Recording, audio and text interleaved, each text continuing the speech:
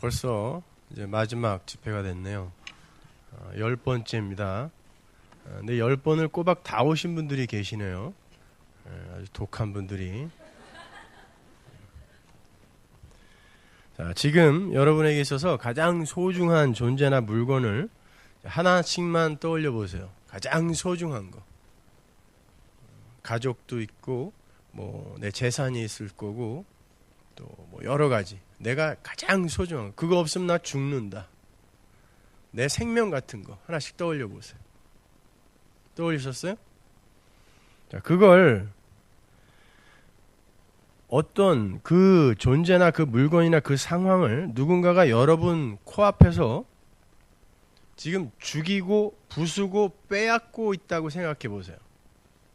난 그거 없으면 죽는데 그걸 누군가가 지금 그 존재를 죽이고 부수고 빼앗고 있어요. 이제 내 앞에서 소멸시켜버리고 있단 말입니다. 그렇게 한번 상상을 해보세요. 여러분 코앞에서 자기 생명보다 더 소중한 자식의 가슴에 칼을 꽂고 있고 또 부모의 심장을 도려내며 애써 모은 재산을 일거에 다 불태워버리고 있다고 생각해 보세요. 누군가가. 그런데 여러분에게 그 존재를 제압할 힘이 있어요. 내 소중한 걸 지금 막 불태우고 죽이고 있는 그 존재를 내가 제압할 힘이 있습니다. 그러면 어떻게 하시겠어요? 당연히 죽여야죠, 그건요. 내 걸 죽였으니까. 그렇죠? 그런데 그렇게 여러분이 생명처럼 여기는 걸 죽이고 빼앗는 분이 하나님이면 어떻게 할 겁니까? 속으로 그럴 리가 있나요? 지금 그렇게 생각하실지도 모르겠는데 만약에 그분이 하나님이면 어떻게 하실 거예요?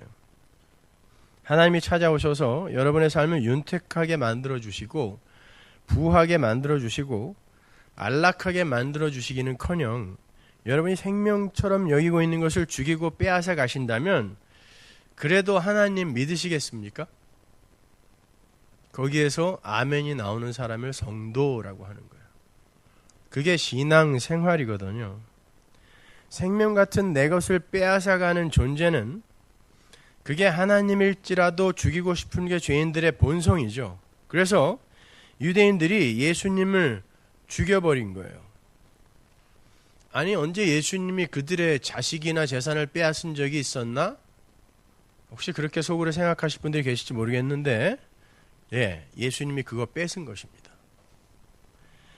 여러분 내가 그토록 사랑하는 그 존재들이 바로 나라는 존재의 익스텐션, 나의 익스텐션이요. 나라는 존재의 확장이라는 걸 아십니까? 자식도 결국 나고 내 부모도 결국 나예요. 나라는 나라의 울타리 안에 들어있는 나를 구축하고 나를 규정하는 그런 것들. 그건 다 납니다. 나. 내 재산도 나고 내 명예와 인기도 바로 나예요. 그래서 그런 것들이 일순간에 사라지면 내가 살 소망이 사라지는 거예요. 죽고 싶다 라는 생각이 드는 거죠. 왜? 그게 나니까. 내 생명이거든요. 모든 인간은 그렇게 나라는 존재를 살찌우고 구축하기 위해서 내 외부의 것들을 내 나라, 울타리 안으로 끌어당겨서 자기화 시켜요. 타락한 죄인인 인간이 나라는 존재의 유익과 상관없이 객관적으로 사랑할 수 있는 건 하나도 없습니다.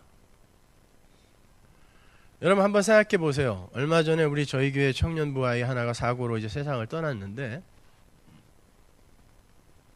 여러분의 자녀가 아주 새파란 나이에 정말 눈에 넣어도 안 아플 그런 아이들 지금 여러분들 솔직히 자식들 위해서 이렇게 견디며 사는 거죠.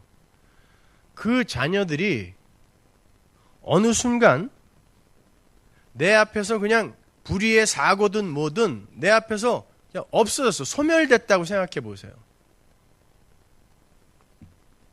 그때 성도라면 이 아이가 하나님을 믿었나 안 믿었나, 이가 예수를 믿었나 안 믿었나를 먼저 생각할 거예요. 그죠? 그리고 만약에 이 아이가 예수 믿은 게 확실했다면 그 아이는 지금 이 고해 같은 인생을 뛰어넘어서 첩경을 통해서 하나님 나라에 간 거죠. 만약 생각이 거기까지 미친다면은 이 아이가 이 고해 같은 인생을 다 살아내지 않고 일찍이 졸업학점을 채우고 하나님 나라로 들어갔다라는 데에 생각이 미치면은 우리가 진짜 그 자녀를 객관적으로 정말 사랑한 거라면 나의 존재의 확장이 아니라 진짜 그 아이가 객관적인 사랑에 의해 사랑스러웠던 자라면 그 아이가 천국에 먼저 가는 게 나아요? 아니면 이 인생의 고해를 다 통과하고 한 90살 돼서 가는 게 나아요? 진짜 객관적으로 내가 사랑했다면 그 아이가 먼저 하나님께 불림받아 간 그게 오히려 그 아이에겐 복이잖아요. 먼저 하나님 나라 천국 갔으니까. 그러나 이 중에서 그렇게 하나님 내 아이 먼저 그렇게 천국에 데려가서 감사합니다 라고 고백할 수 있는 사람은 한 사람도 없을 거예요. 그렇다면 우리는 지금 그 존재, 내가 관계를 맺고 있는 그 존재를 나의 존재의 익스텐션으로 사랑하는 거지 절대로 객관적인 사랑으로, 참사랑으로, 하늘의 사랑으로 사랑하는 거 아니죠. 진짜 하늘의 사랑은 그의 유익이 내 기쁨이 돼야 되는데 그가 유익하게 먼저 천국 갔는데 내가 슬프잖아요. 그렇다면 그건 하늘의 사랑으로 사랑하는 게 아니라 지금 그게 나이기 때문에 나는 내 존재의 익스텐션으로 나를 사랑하는 거예요. 근데 나를 사랑하고 있는데, 목숨 걸어 나를 사랑하고 있는데 내 목숨이 요만큼 떨어져 나가고 요만큼 떨어져 나가고 이렇게 손해가 되면은 내가 화가 나는 거예요. 내 것이 줄어들기 때문에. 바로 그러한 사랑, 내 존재의 익스텐션으로 관계와 소유를 끌어당겨서 그렇게 자기화시켜 사랑하는 걸 성경이 죄라고 하는 것입니다. 하나님은 그걸 끊어내러 오시는 거예요. 성도의 인생 속에 들어오셔서. 하나님의 은혜를 떠난 인간은 하나님께 의존하지 않고 자신의 힘으로 하나님처럼 살고 싶어 해요. 그게 선악과를 따먹은 인간, 죄인의 실존이죠. 그래서 인간들은 저마다 이제 하나님과의 초월에서 떨어져 나왔기 때문에 하나님의 초월로부터 늘 생명력을 공급받아. 그 생명력이 뭐라 그랬어요? 첫 시간부터 온 분도 한번 대답해 보세요. 바라크라 그랬죠. 복이에요. 그게 복이에요. 성경이 말하는 복은 그거 하나밖에 없어요. 그 복을 받아 존재해야 하는데 이 존재가 이 바라크, 복으로부터, 하늘의 생명력으로부터 차단이 됐죠. 지가 떠났단 말입니다. 나도 하나님처럼 되어서 내가 한번 선악을 판단하고 살아볼 테니까 참견하지 마세요라고 떠난 게 선악과 사건이란 말입니다. 그렇게 해서 땅에 갇혀버린 상태, 초월과 연결되어 비로소 존재여야 하고 가치여야 하는 그 존재가 초월과 단절이 되어서 땅에 갇힌 상태를 땅, 지, 감옥, 옥 그런다 그랬죠. 그래서 지옥이에요, 그것이. 그리고 그 지옥을 하나님이 떠난 뻥 뚫어져 버린 밑바닥이 없는 공허, 심심함, 권태를 소유하고 있는 그 인간이 갖고 있는 그 공허, 그 불만족, 그 행복하지 않음, 그걸 한문으로 무저갱이라고 한다 그랬어요. 밑바닥이 없는 굴뚝 같은, 밑바닥이 없는 동굴 같은 그 공허를 모든 인간이 다 갖고 살아요. 근데 그걸 이 세상의 것으로 채워보려고 하는 게 모든 인간들의 인생이에요. 그래서 내 소유, 관계 이런 걸 전부 그 구멍 속으로 끌어당겨 넣는 거예요. 채우려고, 만족스럽게 채우려고.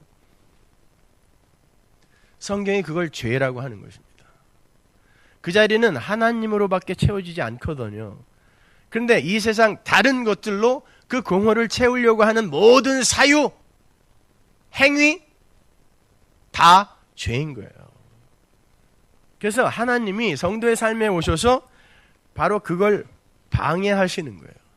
그걸 도와주는 게 오늘날 기독교가 되어버렸는데 그걸 도와주는 게 기독교가 아니라 하나님은 오셔서 그걸 방해하시고 당신이 그 자리에 차고 들어오시는 것입니다. 너는 나로만 행복할 수 있고 나로만 비로소 존재일 수 있고 나로서만 너는 가치일 수 있다를 가르쳐 주시는 걸 우리가 신앙생활이라고 그러죠. 성경이 그렇게 하나님보다 더 사랑하는 그런 것들을 많이 갖고 있는 그 상태, 그들은 죽은 상태라고 했고 영원히 죽을 것이다 라고 이야기해요. 요한복음 12장 25절 보세요. 자기 생명을 사랑하는 자는 잃어버릴 것이요 이 세상에서 자기 생명을 미워하는 자는 영생하도록 보존하리라. 이게 무슨 말이냐면 여기에서 자기 생명은 나라는 존재의 울타리 안에 쌓고 있는 모든 스펙을 포함한 육을 이야기하는 거예요. 전 인격. 이게 자기 생명이에요. 그걸 사랑하는 자는 죽는다 그래요. 왜냐면 그 자체가 바로 죄의 본질이기 때문에 그래요.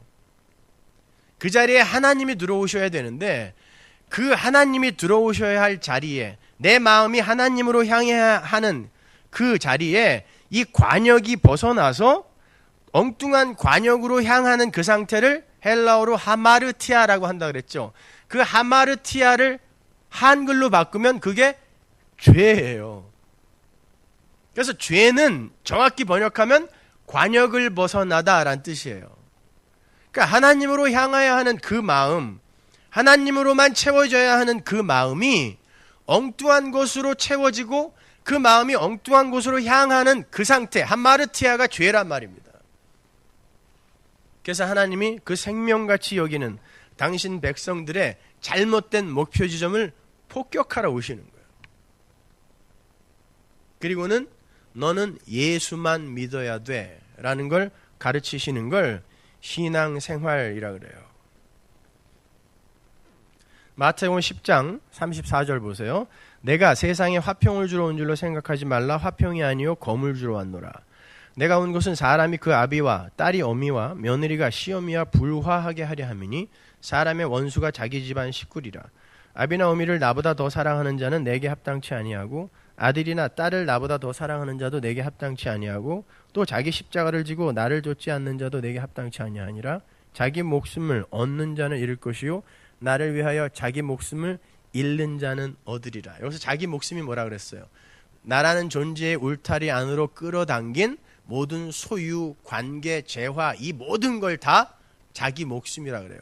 그걸 잃는 자는 살 것이요 그걸 얻으려고 하는 자는 죽을 것이다 라고 이야기하고 있어요. 예수님이 이 땅에 검으로 오셨다는 거예요. 검으로. 그리고 그것도 양날선 검으로 오시죠. 요한계시록 가면은 예수님의 입에서 양날이 선 검이 막 튀어나오죠. 그게 말씀입니다. 또 사사기에 가면은 거기 사사 중에 하나가 에훗이 에글롯을 죽일 때에 오른쪽 다리에서 검을 뽑는데 거기에 양날선 검이 나오죠. 그거 다 연결이 되는 거거든요. 자, 요새 사사기 강의하고 있는데 궁금하신 분들 한번 들어보세요. 거기에 다 예수가 들어있거든요. 자, 그렇게 이 이야기는요, 예수님이 검으로 오셔서 시어머니와 며느리, 딸과 어미, 아비와 아들 이런 관계를 끊으신다고 이야기를 해요. 이 말은 무슨 말이냐면 그냥 예수 안 믿는 며느리가 예수 믿는 집안에 들어와서 시어머니와 이렇게 불화가 될 것이다 이런 말이 아니에요. 성경에 나오는 말은 모든 성도에게 적용되는 말이어야지 어떤 특정한 사람에게 적용되는 말이 아닙니다. 그렇다면 믿는 집안에서 태어나서 믿는 집안에 시집간 사람은 시어머니와 불화할 일 없겠네요? 그런 이야기 아니에요. 우리가 내 힘으로 나의 가치를 높이기 위해 내가 끌어당기고 있는 나라는 울타리 안으로 끌어당기고 있는 그 관계를 하나님이 끊으러 오셨다는 거예요. 그럼 끊으면 어떻게 해요? 가족관계 다 없어지는 거 아니에요. 그게 아니라 나에게 가장 가까운 이웃으로 준 게 내 가족이기 때문에 목숨 걸고 사랑해야 돼요. 그런데 어떻게 사랑해야 되냐면은 내 존재의 익스텐션으로 사랑하는 게 아니라 천국 가족, 내가 사랑해야 할 이웃, 가장 가까운 천국 가족으로서 사랑하는 자로 바뀌어야 돼요. 그래야 그를 진짜 사랑할 수 있어요. 내가 내 존재의 익스텐션으로 내 자식 사랑하면요, 내가 이루지 못한 꿈을, 야망을 그에게 투영시켜서 그가 교회에 안 가도 괜찮고 교회는 대학 가서 가. 그리고 너 시험 보기 전에는 절대 교회 가지 말고 공부해. 과외 6개, 7개씩 시켜가지고 그의 영원한 생명에는 관심도 없고 내 야망을 계획해서 성취하려고 하는 이런 악마 같은 거짓 사랑을 하게 되는 거예요. 그러다 걔 죽으면 어떡할 거예요? 대학 가기 전에 예수 안 믿고 떠나면 어떡할 거예요? I don't care죠, 그건요. 그건 사랑 아니란 말입니다. 성도의 사랑은 성도로서, 내 형제와 자매로서, 천국 가족으로서 그를 내 목숨 걸어 사랑하는 자가 되어야 되는 거예요.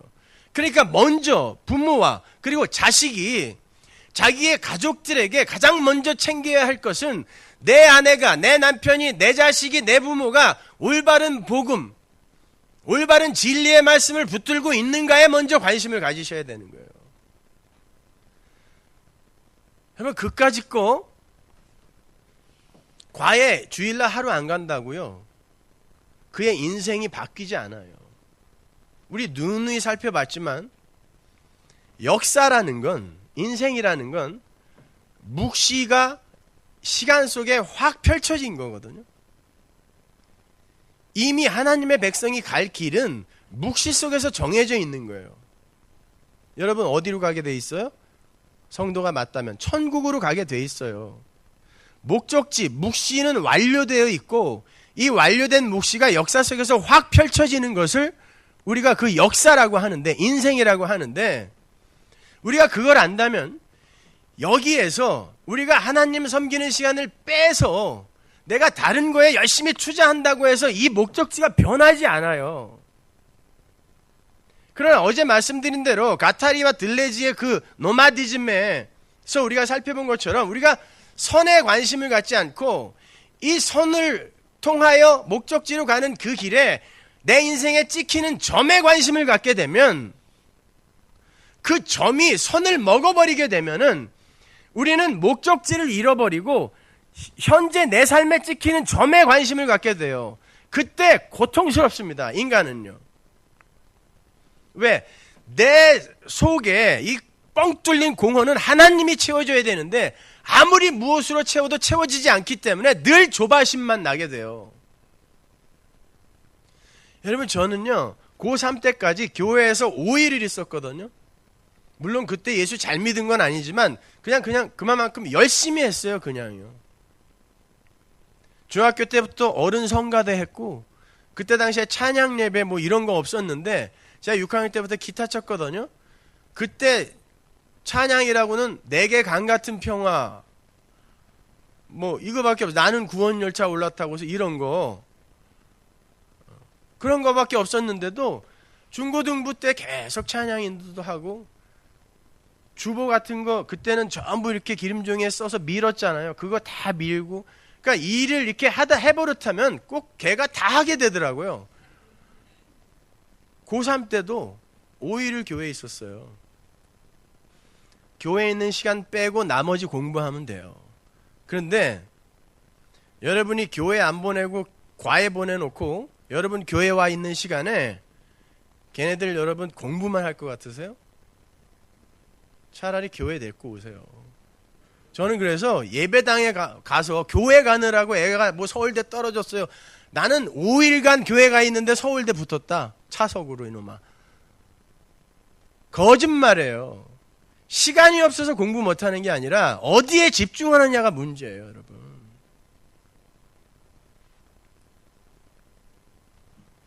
우리는 그 사랑을 해야 되는 거예요. 얘의 영원한 생명을 위해서 지금 내가 무엇을 하고 있는가를 보세요. 그게 아니라 내 야망을 얘에게서 지금 성취하려고 하고 있는 그런 내 모습이 발견되면 나 아니구나 라고 잠깐 멈추시란 말이에요. 스탑. 그리고 생각을 하셔야죠. 진짜 내가 얘를 사랑하는 건가, 아니면 지금 도끼로 쩍쩍 찍고 있는 건가. 그거 애 죽이는 거잖아요. 하나님 나라의 백성의 관점으로 봤을 때 그거 죽는 거죠. 그건요. 영혼이 말라가고 있는 건데, 그렇게 해서 사람다운 사람이 되지 못하고 그냥 실력만 좋은 그런 사람이 되면 그거는 흉기입니다. 사회의 흉기. 나의 목적과 야망을 위해서 실력만 키운 그런 사람들은 흉기일 뿐이에요. 이 세상의 흉기. 어떻게 해서든지 이겨야 된다라는 흉기잖아요. 우리가 우리 자손들을 그렇게 키우고 있지 않습니까, 여러분? 하나님이 그걸 끊어내려 오시는 거예요. 내가 못 놓으면 하나님께서 자식과 부모, 부부 요 관계 속에 당신이 들어오셔서 질투를 해버리시는 거죠.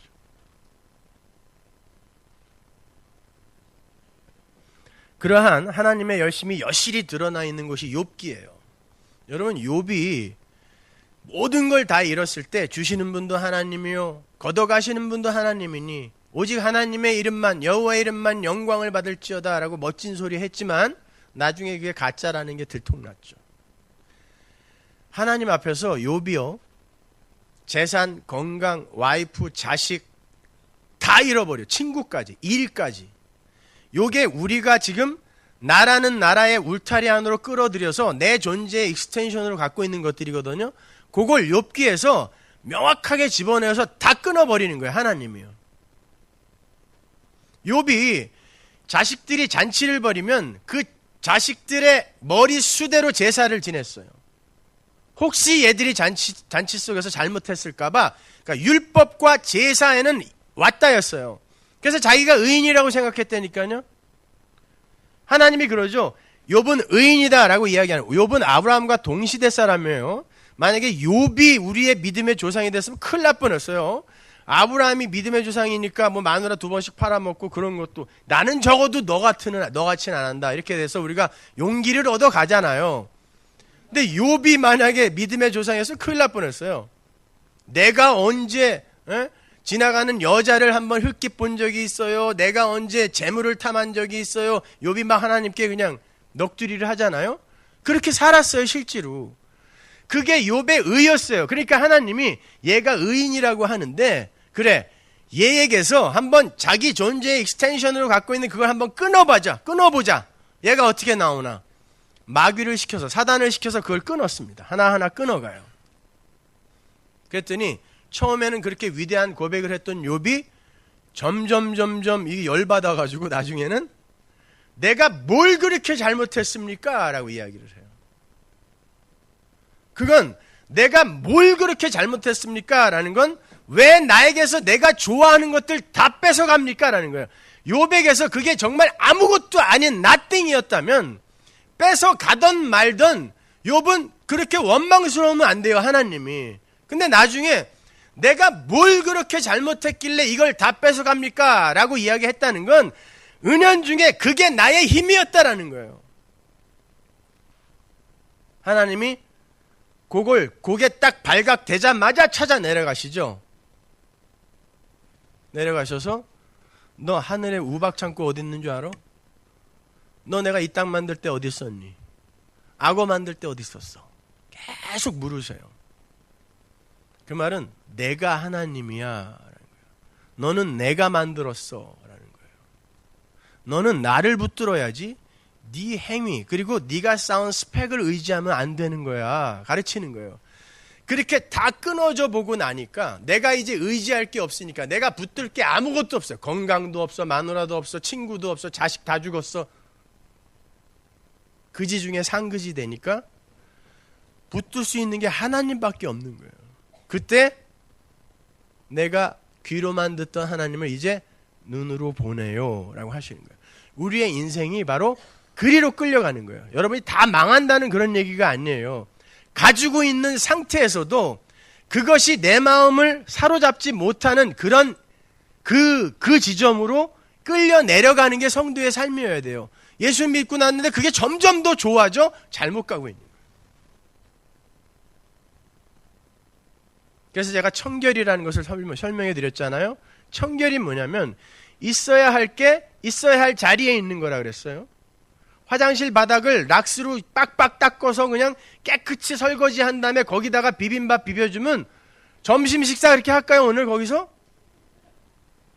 아무리 깨끗이 닦아도 있어야 할 게 있어야 할 자리에 있지 않으면 그건 불결이 쓰레기예요. 아무리 깨끗이 닦아서 거기서 인류 요리사가 와갖고 밥을 볶아줘도 그건 흘린 거예요. 화장실 바닥에 흘린 거라고요. 밥은 좀 지저분해도 밥그릇 안에 있어야 청결인 거예요. 그게 밥상에 떨어져도 불결이 되는 거예요. 마찬가지로 우리의 마음이 그렇게 자식, 재물, 돈, 명예, 일 이런 거에 가 있으면 그걸 불결이라 그래요. 청결은 내 마음이 가 있어야 할 그 자리, 하나님께로 향해 있는 그 자리를 청결이라 그래요. 그래서 산상수훈에서 마음이 청결한 자는 복이 있나니 그가 하나님을 보리라가 욥기인 거예요. 근데 그 청결은 어떻게 된다? 내가 나의 존재, 내 나라, 내 왕국에 벽돌로 쌓아놨던 걸 하나님이 무너뜨려 버리는 방식으로 청결이 우리에게 온단 말입니다. 다시 한번 여쭤보겠습니다. 여러분이 가장 목숨처럼 사랑하고 있는 것들을 누군가가 와서 지금 부수고 죽이고 있어요. 여전히 그를 향해 칼을 뽑아 드시겠습니까, 여러분? 하나님은 바로 우리 삶에 그 일을 하러 오시는 거예요. 여러분이 원하는 것들 다 들어주고 병 고쳐주고 이런 거 하러 오신 거 아니에요. 희망이라는 것과 소망이라는 걸 여러분 잘 분별하세요. 희망은 내가 내 과거를 근거로 하여 미래에 되고 싶은 나까지의 활주로를 다 희망이라고 하는 거고, 소망은 이미 변할 수 없는 나의 그 희망, 변할 수 없는 종결된 희망을 소망이라고 하거든요. 이거는 변할 수 없어요. 반드시 이루어질 거, 이루어져 있는 걸 소망이라 그래요. 성도의 삶은 그 소망에 의해 개별적 희망들이 점령당하여 먹히는 삶이에요. 그걸 자기 부인이라 그래요. 성도의 삶은 소망에 의해 희망을 기각당하는 삶이란 말입니다. 근데 내 희망을 위해 일로 매진하느라 소망을 잊고 사는 게 교회잖아요. 바로 우리 자신이란 말입니다, 여러분. 그게. 그래서 하나님이 우리의 삶에 뚫고 들어오는 거예요. 그런데 그게 아파요. 하나님이 그걸 잘라나가는 그 과정이 너무 아파요. 왜? 제가 선풍기 아줌마 이야기 해드렸죠. 콩기름 공업 유지 안에다 넣으면 그게 그냥 그 자리에 이렇게 자기들끼리 모여 있는 게 아니라 살이 되고 피가 되어 스며들어요. 얼굴이 이만해졌는데 열어보니까 콩기름 공업용 유지가 다 살과 핏줄과 붙어서 엉겨버렸어요. 그러면 그 죄를, 그 더러운 걸 끊어내기 위해서는 내 살과 피와 뼈가 잘려가고 뽑혀야 돼요. 그걸 고난이라 그래요. 성도의 삶에 고난이 임한다 그러죠. 그걸 고난이라고 하는 거예요. 그러나 그 필연적 고난은 반드시 합력하여 선을 이루는 거예요. 선. 그 선이라는 단어가 뭐라 그랬어요? 어디서 인용한 거죠? 사도 바울이? 토부, 창세기에서 보시기에 좋았더라. 창조의 언어라 그랬죠? 그게 선이에요. 토부. 하나님은 하나님 자리에 계시고 피조물은 피조물 자리에 하나님의 창조의 목적대로 딱 제자리하고 있는 거. 하나님은 용서하고 사랑하고 긍휼을 베푸는 분으로 계시고 피조물은 피조물의 자리에서 그걸 다 받는 존재로 그 창조의 목적대로 제자리에 있는 상태. 그게 사바스, 안식이고 그게 선이에요. 근데 우리가 지금 하나님의 자리를 타고 넘어서 하나님을 종으로 부리고 있단 말입니다. 병 안 고쳐주면 40일 굶을 거야 막 이러면서 하나님을 종처럼 부리잖아요. 그 자리에서 내려오라는 거예요. 거기서 끌어내려서 하나님이 하나님 자리에 앉으시고 그게 사바스라고 그랬죠. 제자리에 앉다. 안식이에요. 그게 하나님이 앉으시고 피조물은 피조물의 자리에 내려와서 모든 것을 장악하고 다스리고 정복하여 하나님 앞에 순종하게 만드는 거. 요게 예배고 요게 헌금이라 그랬죠. 세상의 모든 재화, 힘을 우리들이 인간들이 가지고 다닐 수 있는 것으로 만들어 놓은 게 돈이란 말이에요.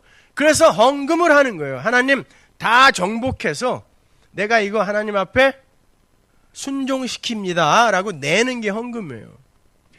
그러니까 하나님 앞에 버리는 것입니다. 그건요. 그리고 그 행위가 예배예요. 그러니까 헌금은 나를 드리는 거예요.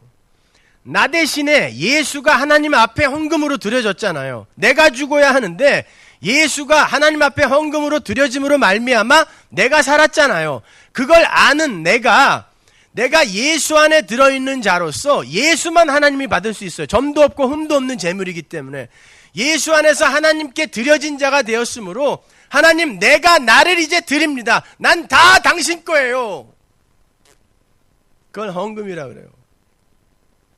몇 푼 내놓고 잘난 척하고 이게 헌금 아니에요. 그래서 저희 교회에서는 그런 사람 있으면 도로 찾아가세요 그래요. 도로 찾아가세요. 다 드릴게요. 그리고 만약에 그런 복음을 근거하지 않고 여러분 헌금한다면 그게 죄입니다 라고 이야기하죠. 왜? 그거 내는 만큼 내 의로 쌓이거든요. 복음을 모르고 내가 지금 하나님께 바쳐진다는 복음을 모르고 헌금을 하는 만큼 내 의로 쌓여요. 그리고 내가 얼마나 했는데 네가 날 무시해? 이렇게 되는 것이죠. 그런 사람은 헌금하지 마세요. 그랬더니 그 다음 주에 반으로 뚝 떨어졌어요. 실제로. 우리 교회 교인이 여기에 딱 2배 이상이거든요. 근데 헌금이 500명인데 헌금이 여기에 반도 안 돼요. 어른이 500명인데 여기 반도 안 돼요. 근데 괜찮아요. 많아봐야 사고만 나지 별로 필요도 없어요. 전기세 내고 렌트비 내고 목사 생활비 주면 돼요.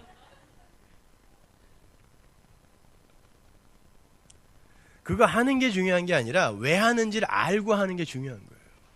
봉사, 선교 마찬가지예요. 어떨 때는 선교 간다고 해서 거기를 막 침략하고 오죠. 그냥 내가 갖고 있는 건 마구 이렇게 나눠주고 난 다음에 너 나 갈 때 많이 울어야 돼. 그리고 자기도 감동해. 울어주면은. 그거 보러 가는 사람도 있잖아요. 1년에 한 번. 야, 내가 떠났는데 우는 사람이 다 있다. 그걸 침략이라 그래요. 왜? 그 사람들은 1년 동안 그리워하게 돼요. 그걸요. 예수를 그리워하는 게 아니라 그거 갖고 왔던 그 사람을 기다린단 말입니다. 그건 그 사람이 영광 받은 거예요. 그 사람이 갖고 온 돈, 그 사람이 갖고 왔던 이 세상의 이익이 이런 것들 기다리는 거, 그 죄입니다, 여러분. 우리가 선교라고 가서 그런 짓들 하고 올 때가 얼마나 많아요. 그리고 우리 올 때 걔들이 울었다고 성공이래. 우리가 전한 예수가 어떤 예수였냔 말이에요. 예수 믿으면 이런 거 다 가질 수 있어. 봐, 나를 봐. 나 홍콩에서 왔어. 알아, 홍콩? 니네 화장실 문 없지? 거긴 다 있단다. 밥이 이게 뭐야? 티셔츠, 야, 이쁜 거 갖고 왔어. 입어봐. 좋지? 예수 믿으면 이런 거 갖게 돼. 사기입니다, 이거요. 침략인 거예요, 그거는요. 선교 아니에요.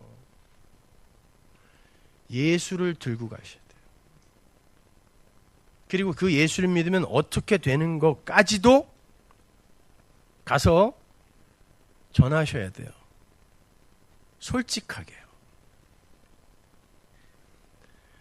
자, 그게 복음이라면 이제 복음을 전한다, 전도를 한다라는 그 행위의 정의가 조금 달라지겠죠. 지금까지 우리가 구원이 뭔가를 함께 상고해 봤잖아요. 그 구원의 도를 전하는 게 복음을 전하는 거고 전도를 하는 거예요. 그렇다면 우리가 복음을 전할 때 어디까지 전해야 돼요? 당신은 죄인이어서 구원이 필요한데 당신이 정말 구원을 받도록 선택이 되어진 사람이 맞다면 당신은 이제 이 세상이 합의해 놓은 모든 가치와 힘이라는 것에서부터 마음을 거두어 드리게 되는 빼앗김의 삶을 살게 될 것입니다까지 전해줘야 돼요. 누가 그 말을 듣고 교회에 오겠습니까? 근데 그 말까지 전했는데 누군가가 온다면 그가 하나님이 택한 자인 거예요. 그가 하나님이 전도하신 분이란 말입니다. 근데 우리는 온갖 가머니설로 그냥 끌어다가 앉혀놓는 걸 전도라고 생각해요. 그래서 온통 가라지들 천지인대가 돼버렸단 말입니다. 그렇게 끌어다가 놔봐야 아무 소용없어요. 그건 단지 교회의 세력 확장일 뿐이에요. 머릿수 하나하나가 힘이거든요.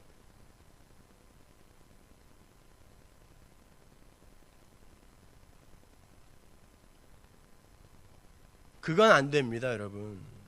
여러분 전도하실 때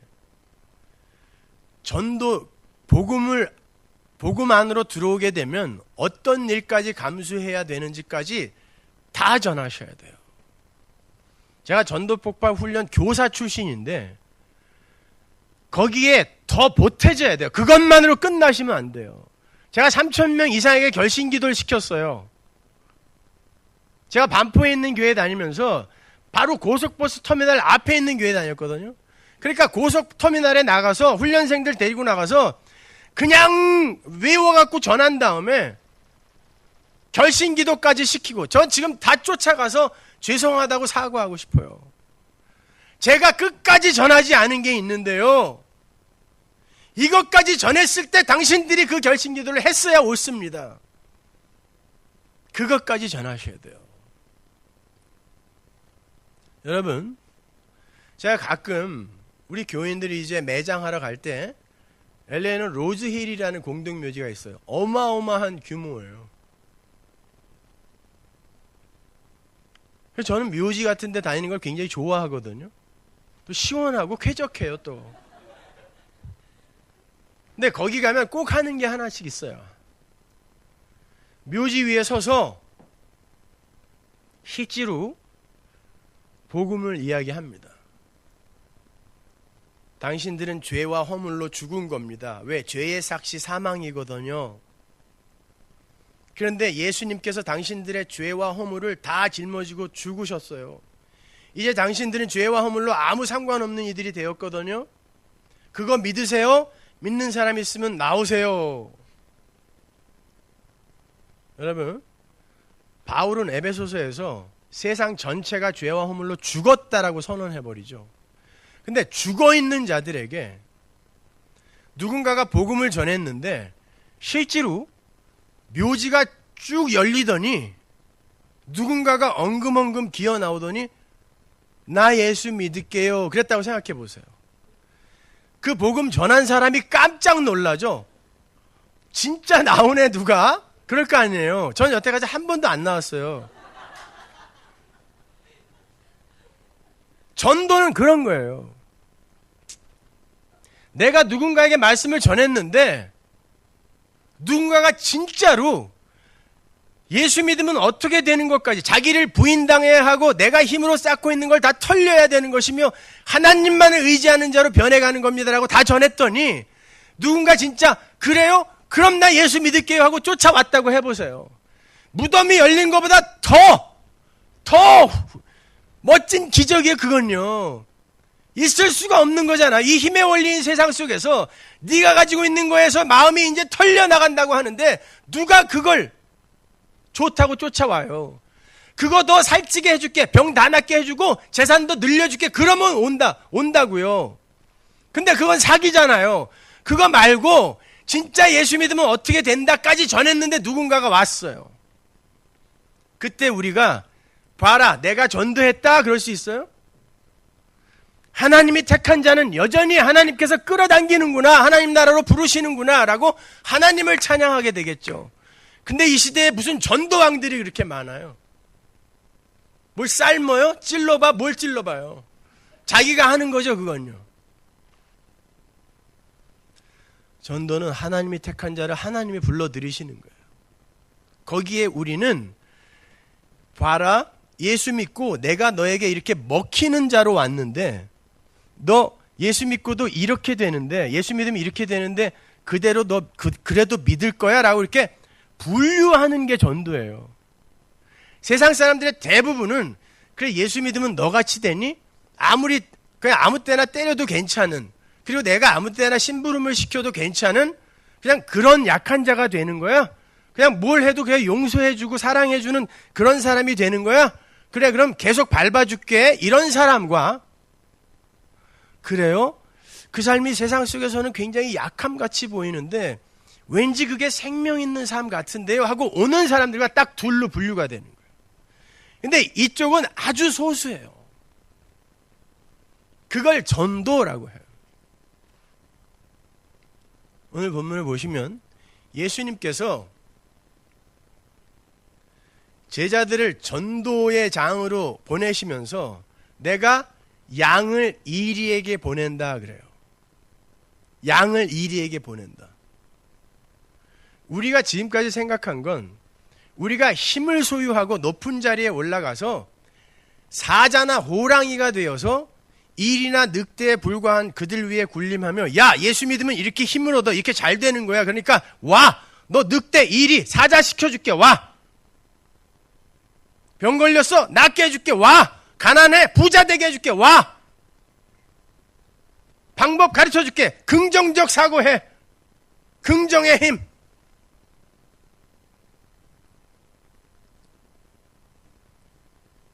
그게 전도인 줄 알았잖아요. 근데 예수님은 양을 이리에게 보낸다니까요. 그 말은 양은요 공격 무기가 하나도 없는 짐승이에요. 양은요 심지어 파리가 코에다가 알을 낳는데 그거 하나를 뿌리치지 못하는 짐승이에요. 그래서 코 속에서 구데기가 자라는데도 그걸 어찌할 줄 모르는 게 양이거든요.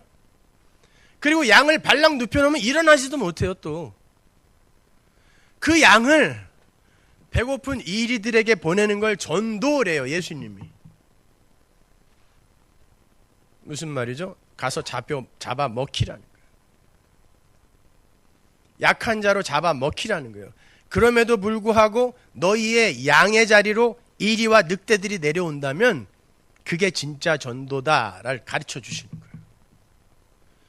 양을 이리들에게 보내시면서 예수님이 뭐라 그러냐면 뱀처럼 지혜로워라 비둘기처럼 순결해라 그래요. 뱀처럼 지혜로워라 라는 말이 무슨 말일까요? 뱀은 나쁜 거 아니에요? 간교한 자 아닙니까? 뱀이 이 땅에서 자기의 그 지혜로 아주 혁혁한 공을 세웠던 적이 있었죠. 창세기 때. 뭡니까?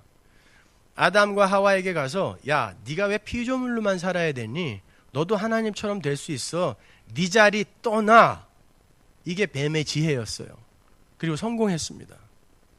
뱀처럼 지혜로우라는 건 내가 양으로 너희들을 이리에게 보낼 때 이리들이 반드시 너희를 물 거야.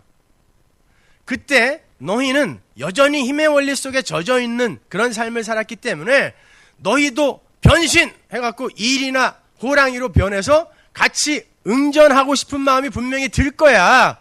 그때 뱀처럼 지혜로워라. 그 말은 뱀이 너를 네 자리를 떠나라고 미혹해도 너는 그 지혜를 뛰어넘어 아니야 난 이 자리에 있을 거야 라고 양의 자리에 있으란 뜻이에요. 그게 뱀처럼 지혜로운 거예요. 비둘기같이 순결한 건 뭐예요? 창세기 때 노아가 홍수가 끝나갈 무렵에 까마귀와 비둘기를 같이 내보냈죠. 까마귀는 안 돌아왔어요. 비둘기 돌아왔습니다. 다시 보냈어요. 7일 후에. 올리브 잎새 물고 돌아왔어요. 아직 안 말랐구나. 다시 보냈어요. 안 돌아왔어요. 자, 노아의 뜻을 정확히 간파한 게 비둘기예요. 노아가 알고 싶은 걸 정확히 알려준 게 비둘기예요. 근데 까마귀는 나가자마자 어디가 있었을까요? 비둘기는 앉을 데가 없어서 돌아왔거든요. 까마귀 어디 갔을까요? 까마귀는 온통 이 세상에 기식하는 것들이 전부 죽어서 시체로 쌓여있을 때 그 시체 뜯어먹고 거기에 앉은 것입니다. 비둘기처럼 순결하라는 건 내가 양으로 이리의 세상에 내려갔는데 나를 미혹하는 세상의 죽은 시체, 죽은 고기들이 너무 매력적이야. 너무 맛있어요. 그때 그거 덥석 물면 일이 되는 거예요. 까마귀 되는 거예요. 그때 뱀의 지혜로 비둘기의 순결함으로 너는 하나님의 뜻대로 그대로 그 자리에 있으라는 것입니다. 저주라는 거예요. 끝까지. 끝까지 사랑하고 섬기고 용서하라는 거예요. 안 돼? 그래서 내가 네 삶에 개입하러 들어오는 거다. 내가 그래서 성령으로 보혜사로 너를 돕는 자로 파라클레이토스로 네 삶에 들어가는 거야. 그게 복음입니다. 그 이야기를 다윗이 시편 23편에서 이렇게 쓰죠. 여호와는 나의 목자시니 내게 부족함이 없다. 양은 지독한 근시예요. 그래서 요 앞에밖에 못 봐요. 그래서 목자가 있어야 돼요. 양이요, 양의 무리에서 한번 떨어지면 왜 못 찾는 줄 아세요? 그 99마리 중에 한 개 있잖아요. 하나 나갔다 오네. 개는요 왜 떨어지냐면, 양은 어떨 때 떨어지냐면 지독한 근시이기 때문에 그 앞에 걸 놓치면은 길을 잃게 돼 있어요. 그래서 늘 목자가 필요해요. 나를 누가 끌어줘야 졸졸 쫓아가야 살아요, 양은. 그런데 맹수들, 독수리 같은 맹수 보세요. 100m 위에서 정확하게 쥐를 향하여 돌진할 수 있어요. 양은 자기 비전, 자기 야망 못 가져요. 양은 지독한 근시여야 돼요. 아버지가 뜻하는 대로만 쫓아가는 게 양이에요. 그래서 소망에 의해 희망, 비전을 점령당하는 게 양의 삶인 거예요. 하나, 맹수는, 이리, 늑대, 호랑이, 독수리는 먼 비전을 내다보면서 내한테 목자가 왜 필요해? 내가 달려갈 거야! 하고 날아가는 것이죠. 그 맹수들에게 푸른 초장이 부족함이 없는 곳이 되겠습니까? 시편 23편에 나오는 건 뭐예요? 배경이 쉴만한 물가와 푸른 초장. 죽은 고기를 먹어야 하는 맹수는 푸른 초장과 물가에서 절대 만족 못해요. 근데 다윗은 물가와 푸른 초장에서 만족했대요. 내게 부족함이 없다 그랬단 말입니다. 나는 여기서 만족해요. 왜? 난 양이거든. 양은 풀만 있으면 돼요. 물만 있으면 돼요. 그리고 내 목자 뒷공무니만 안 놓치면 되는 건데, 맹수는 멀리 보고 뛰어가서 고기를 움켜줘야 된단 말입니다. 그런데 그렇게 살다 보면 죽는 거예요. 영원한 죽음이에요, 그게. 하나님이 그 맹수의 팔을 꺾고 눈을 뽑아 하나님만 의지한 자로 만들어버리는 걸 신앙생활이라고 하는 것입니다. 근데 우리는 뱀의 지혜, 까마귀의 지혜, 맹수의 지혜로 오히려 하나님을 이용해 먹으려고 하죠. 여호와는 나의 목자시니 내게 부족함이 없도다가 아니라 여호와는 나의 목자신데 난 왜 이렇게 부족한 게 많니예요, 다. 우리가 양으로 있지 않기 때문입니다. 어느 순간 지금 이리와 늑대와 호랑이, 사자, 독수리로 변해 있는 거예요. 그러니까 쉴만한 물가가 쉴만한 곳이 안 되는 거고, 푸른 초장이 편안한 쉼터가 안 되는 거예요. 하나님은 하나님의 백성에게 쉴만한 물가와 푸른 초장을 공히 다 주세요. 다 주세요. 그런데 우리가 거기서 만족하지 못하는 건 저도 마찬가지예요. 제가 뭐 아무리 교회 부흥에 관심 없어요 그래도 아침에 설교하러 딱 올라갔는데 있어야 할 그 자리에 어떤 사람 안 오면요, 설교하다가도 계속 찔려. 거기만 이렇게 보게 돼. 무슨 일이 있었길래 또 안 왔지? 막 이렇게.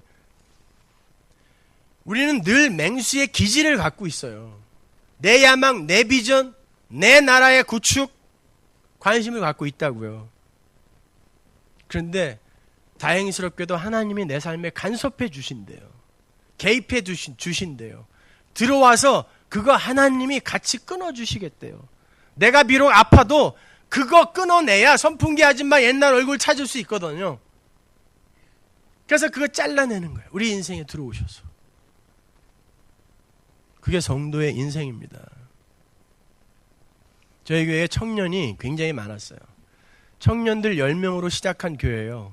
제가 청년 아이들 10명, 우리 현철이가 그 개척 멤버인데, 요만한, 지금은 뭐 이제 내일 모레 장가갈 나이가 됐지만 당시에 저랑 성경 공부할 땐 다 애들이었거든요. 20대 초반. 그 아이들이 교회를 시작했으니까 얼마나 파릇파릇 푸릇푸릇했겠어요. 청년들은 선동시켜주고 그들의 마음을 격동시켜주면 피가 끓어서요, 그냥 자기가 뭐라도 된 줄 알고 뭐든지 다 하려고 그래요. 근데 어느 날부터 목사가 계속 비전과 야망을 쳐버려. 지 친구 전모 목사는 계속 일어나라 일어나라 하는데 지는 계속 내려가라 내려가라 그래요. 그래서 코스타에서 둘이 만나갖고 대판 싸웠죠. 애들이 내려가면서 올라가라는 거예요? 내려가라는 거예요? 결국 그 코스타를 제가 망치고 왔는데, 예수님은 십자가 지고 가장 낮은 곳에서 우리를 기다리고 계세요. 어디로 올라가신다는 거예요? 물은 항상 길을 따라, 제 길을 따라 아래로 내려가다가 바다를 만나는 거예요. 모든 걸 품어안는 바다. 유독 인간만 위로 기어 올라가요. 시지푸스의 신화처럼 기껏 올라갔다가 그 목적지에 도달하면 바위가 또 굴러 내려가. 다음번엔 되겠지 하고 또 굴려 올려. 왜? 이 공허가 그 무엇으로도 안 치워지거든요. 그러니까 그 시지푸스의 신화의 그 거인처럼 계속 그 일을 반복하고 있는 거예요. 뭘로 메꿔볼까? 남편으로 메꿔볼까? 몇 년 있다 왼수 됐어요. 그러면 자식으로 메꿔볼까? 대학 가더니 연락도 안 해. 돈으로 메꿔볼까? 그러다 가는 거예요. 마지막에 하나님이 손 내밀었는데 저분이 누구지? 이러면 큰일 나는 거예요. 여러분, 이 세상에서 그 하나님과 친목하고 가셔야 된다니까요. 그 하나님과 화목하고 가야 되는 거예요. 그래서 그 하나님을 배우셔야 돼요. 그래서 제가 10번의 설교 동안에 그 하나님을 좀 소개해 드리려고 애를 썼는데 부족하죠. 여러분, 저는 목사는 가정교사입니다.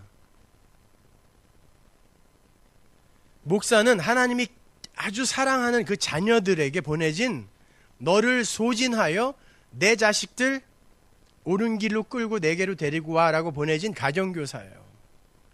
하나님 아버지가 자식을 사랑하겠어요? 가정교사를 사랑하겠어요? 목사는 그냥 그렇게 나를 소진하여 아버지가 계신 곳과 아버지를 소개하는 거예요. 그리고 내가 갖고 있는 게 다 태워지면 그냥 아버지 저도 좀 이거지. 그런데 자식들이 가정교사한테 찾아와갖고 우리 아버지한테 이것 좀 부탁 좀 해줄래요? 이러고들 앉아있어요. 여러분 자신이 하나님이 가장 사랑하는 자녀입니다. 그리고 저는 계속해서 그 아버지를 소개하는 거예요. 당신 아버지가 이런 분이야. 나도 그 아버지가 좋은데 댁들 아버지가 이런 분인데 왜 당신은 그 아버지와 이렇게 서먹서먹해? 화해해. 이게 설교예요. 설교와 전도라는 단어는 캐리소, 똑같은 단어예요. 마찬가지예요. 여러분이 누구에겐가 복음을 전할 때 그 자세로 내려가는 거예요. 전도라는 건 내가 갖고 있는 어떤 것을 가서 이렇게 나눠주는 게 아니라 밥을 얻어먹은 거지가 저기 가면 밥 있어 라고 전하는 걸 전도라고 하는 거예요. 내가 가진 걸 갖고 가면 그때부터 이거 폭력되는 거예요. 내가 가진 게 어디 있어요? 믿음이 내 겁니까? 아니에요. 아버지의 믿음. 아빠 너 믿는다. 너 아버지가 이 하나님 나라까지 꼭 데리고 갈 거야. 아버지는 너 여기 올 거 믿는다. 이건 내 아버지인 내 믿음이 널 여기에 꼭 앉힐 거야. 이 믿음이 우리 안에 들어와서 이제 주관적인 믿음으로 맞구나. 우리 아버지 나를 글로 끌고 가시는 거구나. 그러니까 항복해야지. 이게 아브라함의 삶이었잖아요. 우리 아버지 모리아산에 날 꼭 세우시는구나. 이거 알고 간 게 아브라함의 삶이었잖아요. 마찬가지예요. 그 아버지가 나를 분명히 여기에 세울 거야. 이게 믿음이란 말이에요. 사랑, 섬김 다 마찬가지예요. 우리 아버지의 사랑이 나에게 쏟아 부어지고 그 사랑을 이해한 만큼 나는 낮아지고 나는 사랑할 수 없는 자가 되고 그렇게 내가 부인이 되자 나를 향한 사랑이 외부로 돌려지게 되는 걸 진짜 사랑이라고 하는 거예요. 그러기 위해서 사랑해보는 거예요. 그리고 왜 이렇게 사랑이 안 되나? 왜 이렇게 진심에서 나오는 사랑이 안 되나를 처절하게 깨달으세요. 왜 이렇게 저 사람에 대한 생명이 왜 나한테는 사랑스럽고 소중하지 않지? 연극하지 말고 쇼하지 말고 진짜 전도하면서 그거 느껴보란 말이에요. 그 사람이 진짜 예수 안 믿으면 내가 내 목숨을 사도 바울이나 모세처럼 생명책에서 지워질지라도 이 사람 천국에 갔으면 좋겠다라는 그 마음이 내 마음에서 왜 안 되는지를 배우란 말입니다.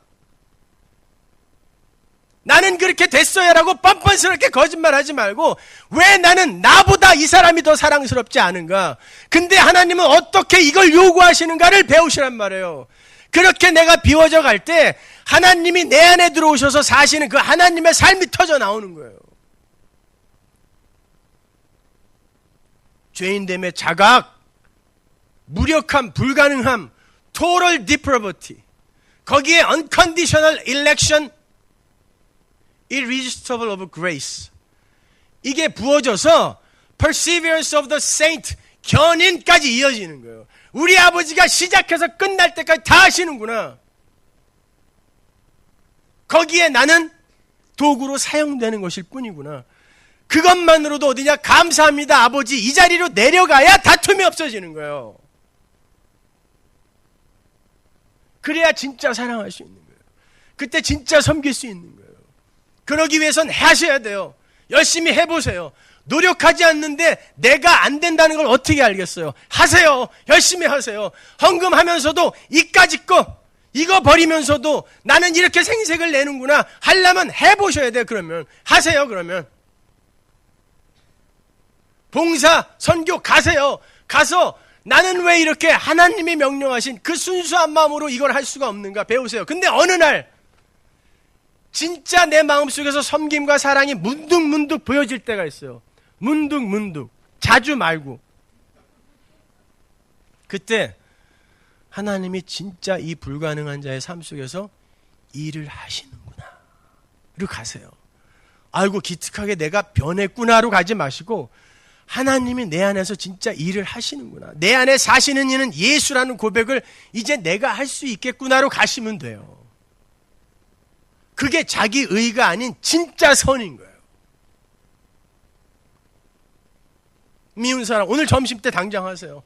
진짜 저 인간만 없으면 내가 교회 너무너무 행복하게 다닐 수 있다. 그 사람한테 떡 하나 갖다 주세요. 추석도 가까운데. 그리고 속으로 처먹다가 확 되져라 이런 마음이 드는 자기의 실체를 폭로당하면서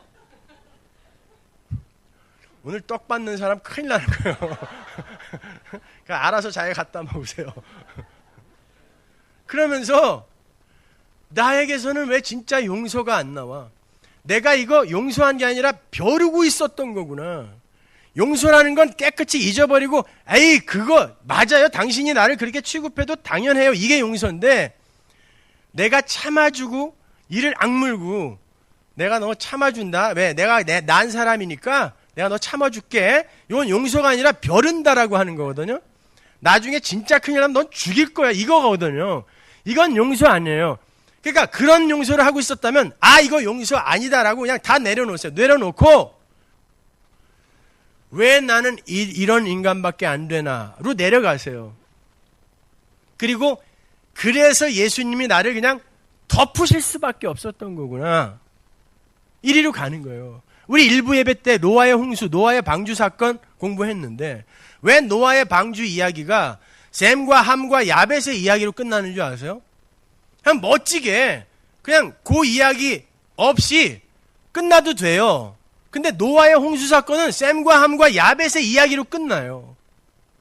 뭐예요? 노아가 방주에서 나온 지 얼마 되지 않았어요. 아직 시체 썩는 냄새가 세상에서 가시지 않았을 때입니다. 그런데 그때 벌써 술에 취해갖고 뻘거벗고 누워있었어요.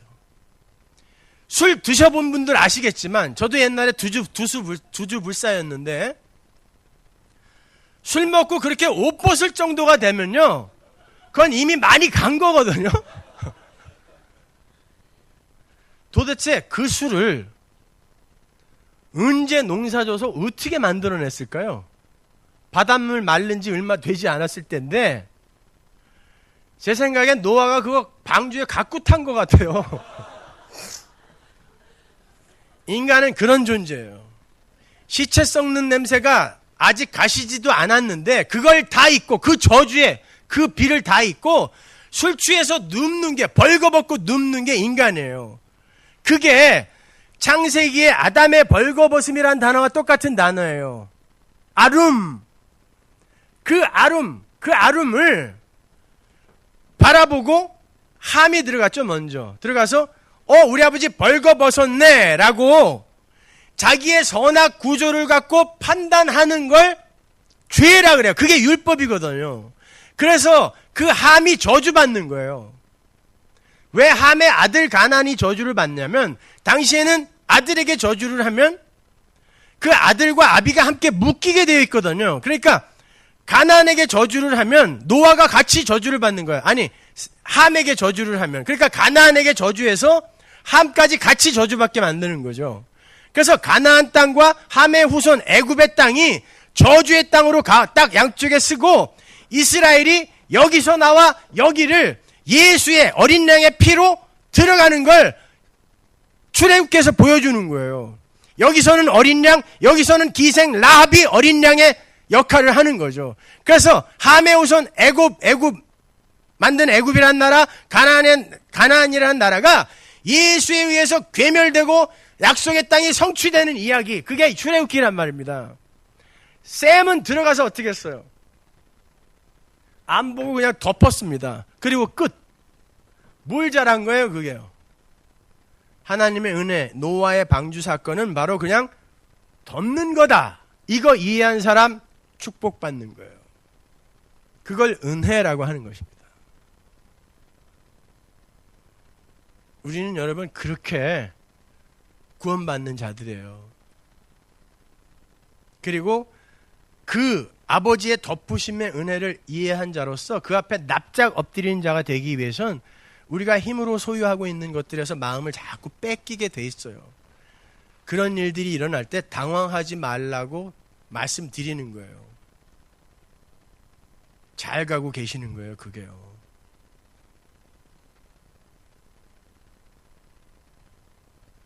마지막 설교 때는 좀 희망차고 위로가 되는 그런 말씀을 해드리고 싶었는데 예수 이외에 우리에게 격려가 되고 위로가 될 말이 어디 있겠습니까? 하나님의 은혜 안으로 숨으셔서 여러분 제발 그 은혜와 하나님과 하나님 나라를 진지하게 좀 배우세요.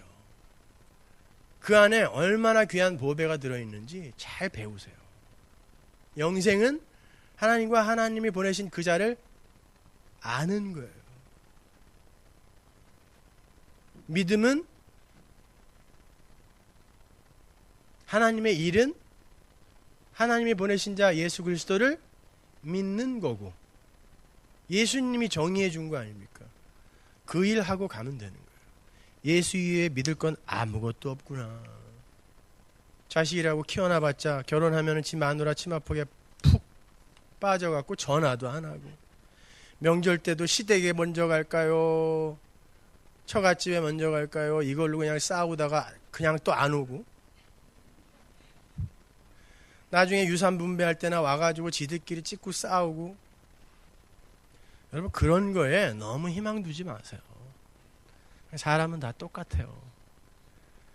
그들이 천국에서 영원히 나와 함께 우리 아버지의 자녀로 살 수 있게끔 그 길을 잘 인도해 주세요. 공부 좀 못해도 괜찮아요. 그리고 조금 사고도 좀 쳐도 괜찮아요. 그런 애들이 철이 일찍 들어요. 전부 공부 잘하신 분들만 앉아 계신데 참 이런 실력자들 앞에서 죄송하지만 그 공부 잘해서 우리가 대단하게 그렇게 착한 사람 됐습니까? 그건 그냥 하나님이 우리에게 맡긴 역할들일 뿐이에요. 그냥 그 역할들 잘 수행해 가면 돼요. 그래야 하나님의 위대한 대하 드라마가 멋지게 끝나게 되는 거거든요. 전부 대통령 역할만 하려고 그러고 전부 재벌 역할만 하려고 그러면은, 아니 할머니 역할 맡은 사람이 막 속눈썹 이따만한 거 붙이고 오고 이러면 안 되잖아요. 하나님께서 맡긴 그 역할 하다 가시면 되는 거예요. 벤허라는 영화에서, 벤허는요, 찰턴 헤스턴이 당시 1964년에 거의 70만 불의 개런티를 받은 사람이에요. 근데 영화 속에서는 죽도록 고생만 하죠. 나중에 뭐 반지 이따마는 거 하나 끼는 거 이외에는 그 영화 내내 뭐 노예선에 뭐 철저, 거기 그 황제로 나온 사람 있죠. 그 사람 일당 2,000원짜리예요. 잠깐 나오고 마는데 황제죠. 이 땅에서 우리가 맡은 역할로 가치 구별하려고 하지 마세요. 하나님 나라 백성은 하나님과 어떤 관계냐로 가치가 결정되는 거예요. 여러분은 다 하나님 나라의 왕이에요. 공주님들이세요. 근데 뭐가 이제 잠시 요 인생의 역할 끝나면 하나님 나라에 가서 영원한 왕 노릇할 건데 뭐 이렇게 기죽고 그러세요. 뭐 망하셨어요? 뭐 이혼하셨습니까? 괜찮습니다. 그 역할을 통해 배울 거 그냥 잘 배우세요. 그리고 지금 잘 되고 계세요? 예, 이거 힘 아니구나. 거기서 그냥 배우세요. 그리고 하나님이 주신 거 그냥 누리세요. 괜찮아요. 명품 사고 싶으세요? 사세요. 그냥 너무 야, 요거 내가 돈이 이렇게 많은데도 나는 비닐백 들고 다닌다? 이게 더 큰 죄예요. 너 나 존경스럽지? 이거 안 되는 거예요. 돈이 있으면 그냥 뭐 잘 누리세요. 누리되 상식적으로. 네? 엄밀히 말해서 우리가 자체가 명품인데 뭘 우리를 명품으로 또 둘러야 돼요. 명품은 신문지로 싸도 명품이에요. 짝퉁은 아무리 귀한 박스에다 넣어도 짝퉁이고. 근데 전부 스펙이라는 걸 쌓아서 내 껍데기를 위장하려고 하니까 성도가 세상 사람들의 기도 제목이 된 거예요. 자, 교회 위에 기도해 주자. 이렇게 되는 거죠. 성도답게 사십시다, 여러분. 털리고 비워지고 또 그렇게 부인되어져 가는 그 과정 속에서 난 이 상황 속에서도 하나님을 이렇게 찬양할 수 있어라는 그냥 그 멋진 모습을 한번 보여주면 돼요. 그 자리로 내려가잔 말이에요. 기도하겠습니다.